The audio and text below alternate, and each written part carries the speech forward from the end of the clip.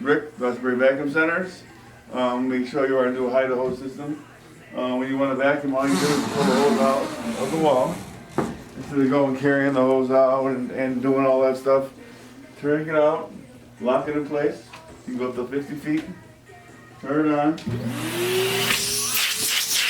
you have a central vacuum.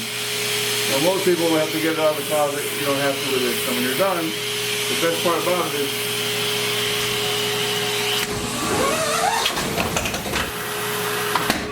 the vacuum's put away. Doesn't get any easier than that. Thanks for watching my video and have an awesome day.